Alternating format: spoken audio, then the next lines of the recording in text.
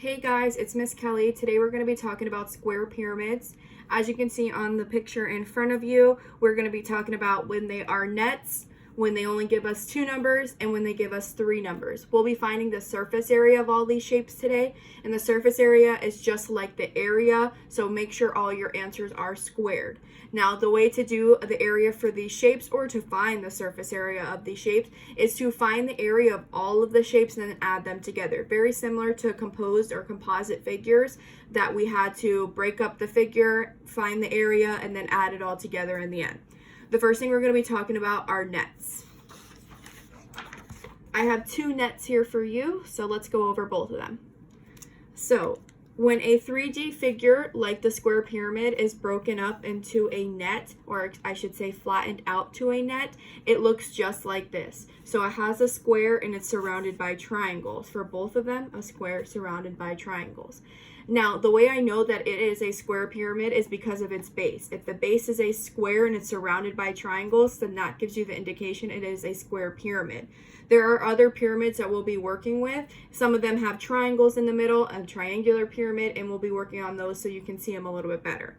Now, when you are working on these shapes, you have to find the area of the base and then the area of the sides. So what I like to do is I like to draw out the shapes for each one, so I know, okay, this was the area for this shape, this was the area of this shape, and then I can add them all together at the end. So let's start with this square. If I know that I'm working with a square and this side is 10, that means this is 10, this is 10, and this is 10. It also means that this triangle right here that's telling me it's a height of 3, then this triangle will have a height of 3, this triangle will have a height of 3, and this triangle will have a height of 3. They will all be the same. So let's figure out the area of our base, which is our square. So area for our square, which again, you could do length times width, or you can do side squared or s squared. Either one will be fine. So we have s squared, and again, our lengths are going to be 10, or our sides are going to be 10. So we're going to do 10 squared, and 10 squared is 100. We are working in inches, and it's area, so it's going to be squared. Now, we can move on because there's only one square here. Let's move on to the triangles. So the area for a triangle is 1/2 base times height. So my base is going to be 10, my height is going to be 3. So I have 1/2, 10 times 3. 1/2, 10 times 3 is 30. Then I need to do half of 30, which is 15. We are again working in inches and it needs to be squared. So I just found the area for one triangle, but again, up here at the top, we have 4 triangles. So I'm going to take this answer right here and times it by 4. That way I can cover all of my triangles.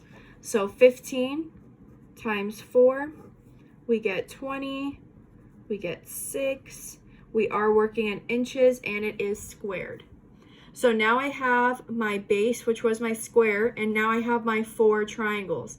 Now that I have the area of all of my shapes, I need to add them together because again, it is just one shape. It's just a square pyramid. We just broke it up to be smaller numbers for us so we can find it easier.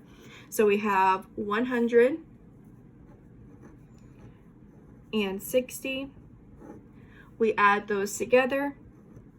We get 160. We are working in inches, and it is going to be squared. So my final answer for this square pyramid would be 160 inches squared. Okay, let's try another one. So again, I have a square and I have triangles surrounding it. This line right here is telling me that the side of the square is 14. So that means it's 14 all the way around. And if the height for this one is 15 for the triangle, that means all the other heights for the triangle are going to be 15 as well. So again, let's start with the base. So we have area equals side squared, because again, we are working with the square. So I have 14 to the power of 2. 14 to the power of 2 is 196. We are working now in centimeters, and it is going to be squared. Okay, let's figure out the triangle. And again, you can just do the area for one triangle and then times it by 4, because at the end of the day, they're all going to have the same area, and it's less work by just timesing it by 4 instead of doing the area formula for each of them. So we have triangle, area equals 1/2 base times height. And notice that I'm putting the shape next to each one. That way I can remind myself if I need to go back and look at anything. Oh, this is where I did the square. Oh, this is where I did the triangle. And you can just go back and reference anything. So we have 1/2. The base is going to be 14. The height is going to be 15. So we have 14 times 15. 14 times 15 is 210. Then you need to do half of 210, which would end up being 105. Again, we are working in centimeters, and it is going to be squared. Now, I just found the area for one triangle, but again, we have 4 of them. So I'm going to take this number here and times it by 4.